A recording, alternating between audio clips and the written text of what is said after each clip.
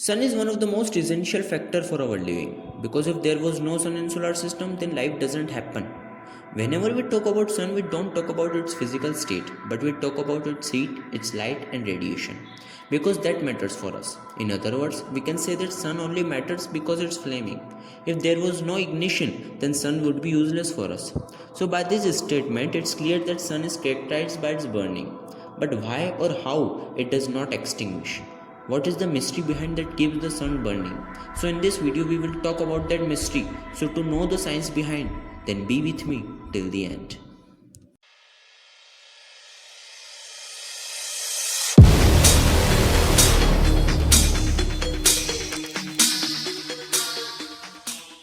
Before knowing about that logic, we should take a look at some points about Sun. So Sun is situated at a distance of 93 million miles from Earth, having the radius of 418,000 miles, as it can fit 1.3 billion Earth inside its sphere.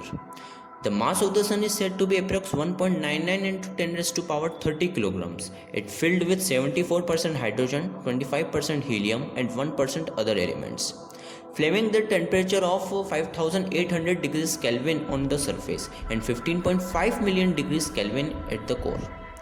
Researchers says the sun has burned for more than 4.5 billion years and from that time its size increased about 5 times. Now let's look at its heating. We generally say the sun burns, but it doesn't burn like wood burns. Instead, the sun is a gigantic nuclear reactor. What I mean is that in the interior of the sun there is mostly hydrogen and helium. Among this, hydrogen is used for creating energy. As referring in this picture, 4 hydrogen nuclei combine to form one helium nucleus.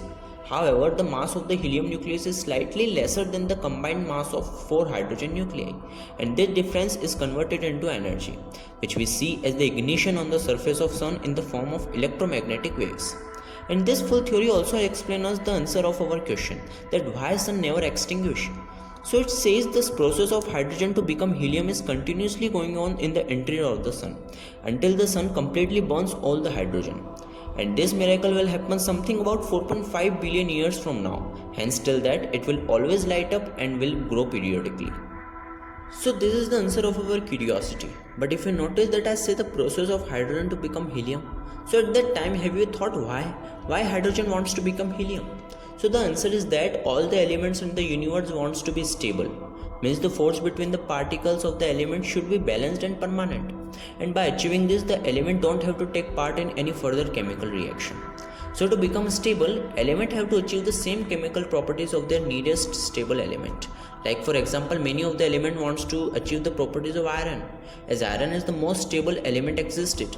And as we can see at the atomic bomb, a fusion device, by exploiting the instability of certain elements, mostly uranium, as uranium is slightly heavier than iron, so uranium go through the process of becoming iron and the energy releases as a blast.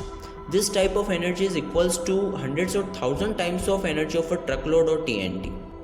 Back to the point, so just like these elements, hydrogen also wants to achieve the stability and the nearest stable element is helium. So it goes through the process of becoming helium and the energy releases as a heat or radiation. So that's it. Did you like the video or you want any changes in the presentation of the video? Comment me.